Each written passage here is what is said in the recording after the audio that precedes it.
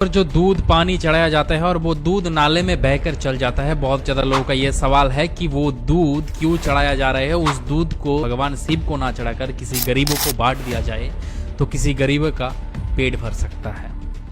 तो दरअसल असल में इसका रियलिटी जब हम लोग रिसर्च करने की कोशिश किए उसके बाद हम लोग को ऐसा सच सामने आया कि आप भी देखकर शॉक्ड हो जाओ। लाखों करोड़ों लोगों का ये सवाल होता है कि इंडिया पे इतने ज्यादा मंदिरों पे भगवान शिव के ऊपर जो दूध चढ़ाया जाता है, किलो किलो दूध, घी, दही, ये सब दही दूध अगर गरीबों को दान किया जाए, क्या वो शंकर जी नहीं खुश हो सकते हैं? ये सवाल का जवाब का आंसर आप लोगों के लिए आप लोग सुन लो। क्या आप लोग सिनेमा हॉल पर टिकट देकर मूवी देखना चाहते हो? सभी लोग तो मूवी देखना पसंद करते हो। वो टिकट का प्राइस कितना है? 150 रुपया, 200 रुपया।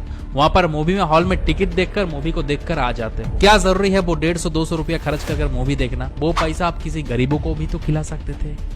उसमें तो मूवी पे कुछ तो आपको मिला नहीं असली सीन के अलावा। आज की डेट पे मूवियाँ क्या अपने भाई के साथ, अपने घरवाला के साथ बैठकर मूवी देख सकते हो? नहीं ना।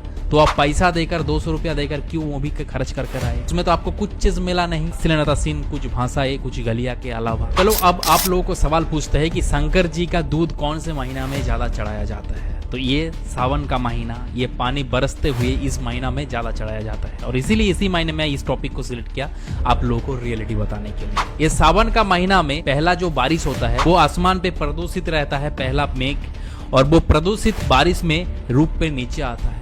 इसीलिए घर की आपका नाना नानिया कहता है कि बेटा प्रदूषित पहला पानी में मत नहाओ, इसमें आपका शरीर में बहुत बीमारी हो सकता है। तो वो प्रदूषित पानी पृथ्वी में गिरकर पृथ्वी का मिट्टी में वो घास पैदा होते हैं और वो घास वो पानी से जब मिला हुआ होता है वो घास भी प्रदूषित होता है। ये फर्स्ट वाला घास जब सावन का महीना में गिरता है।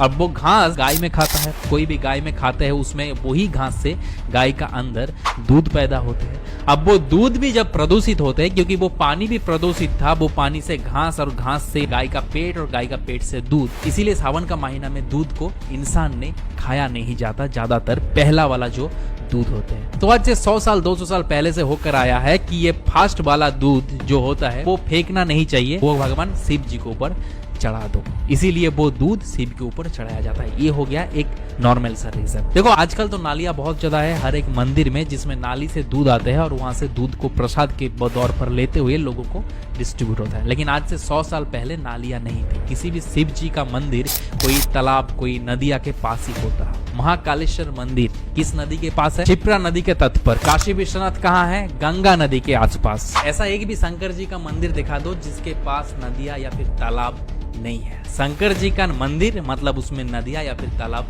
रहेगा ही रहेगा, ये पूरे इंडिया पर। ये भी एक कारण है और इसीलिए वहां पर शंकर जी को दूध चढ़ाया या फिर घी चढ़ाया या फिर पानी चढ़ाया जाता कि वो जाकर वो नदिया में पड़े और नदिया या तालाब में जो मछलियां है उस मछली को वो खाने के तौर पर खाने के लिए। अब दरअसल एक बात है कि शंकर जी के ऊपर कितने का दूध चढ़ाया जाता है? 10 रुपया, 20 रुपया।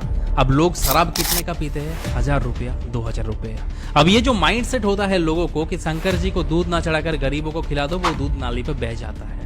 तो ये जो सोच होता है ये दरअसल किसी ना किसी मूवी से उन लोग कलेक्ट करता है। जैसे कि बहुत ज्यादा मूवीज है, वो सब मूवी से ये सब दिखाया जाता है और उससे वो नॉलेज कलेक्ट कर कर भगवान शिव का कि अभी कोई भी भगवान का दुश्मन बन जाता है। या फिर 10 रुपए का भगवान शिव के ऊपर दूध चढ़ाने से अगर लोगों का इतना प्रॉब्लम है तो 1000 रुपया दारू पिलाने से क्यों लोगों का प्रॉब्लम नहीं हो रहा है भाई? लोग क्यों नहीं प्रोटेक्ट कर रहे हैं कि 1000 का दारू मत पियो, वो आप किसी गरीबों को जाकर डोनेट कर दो ताकि उसका पेट तो दूर की बात है, उसका खाना पीना सबका व्यवस्था हो जाएगा एक इंसान का 1 महीने का। तो लोग या फिर किसी भी मूवी ये दारू को नहीं शो अप करते किसको? भगवान शिव को। और इसका मतलब असल में क्या है? सनातन धर्म के ऊपर टारगेट किया जाता है और इसीलिए भगवान शिव के ऊपर दूध चढ़ाने से लोगों को इतने सारा प्रॉब्लम होता है कि इतने ज्यादा हिंदू तो दुश्मन बन जाता है ये सब दूध वगैरह चढ़ाना। वो असल में रीजन पता नहीं। और दूसरी तरफ देखो कि जो ही लोग ये सब कर रहे हैं आजकल, एडवर्टाइजमेंट खाओ, दाने दाने पर गुटखा खाओ, ये सब एडवर्टाइजमेंट कर रहे हैं, तो वो सब एडवर्टाइज तो गलत है ना इंडिया पर। वो सब करना सिखाना इंडियन युवा को गलत है। तो वो गलत चीज जब वो कर रहे हैं तब वो भी गलत है, वो भी बंद करना चाहिए। यार मेरे हिसाब से राय तो ये होना चाहिए कि अगर आपके पास 100 रुपया पूजा का बजट है तो उस पूजा में से अब 10-20 का दूध चढ़ाइए, बाकी का 70-80 पैसा आप किसी गरीबों को जाकर खिला सकते हैं। भाई साहब आपको कोई नहीं रोकेगा इस दुनिया पे। ये श्रावण का महीना में 10 का दूध चढ़ाओ, अब 5 रुपीस का दूध चढ़ाओ, उसमें भी भगवान शिव संतुष्ट है। नहीं बोलना चाहिए कि आपको 500 1000 बोरा बोरा किलो किलो मिल्क उसमें डाल दो, किसी ने नहीं बोलता। अगर आपका जैसे क्षमता है, अगर आपका 10 रुपया बजट है, तो उसमें 2 रुपये का इतना छोटा सा सिस्सी वाला मिल्क लाकर वो डाल दो, तब भी भगवान शिव संतुष्ट है। बाकी का 8 रुपया आप बांटो ना किसी गरीबों को, कौन आपको रोक रहा है। तो यही होता है भगवान शिव को पूजा करने का तरीका।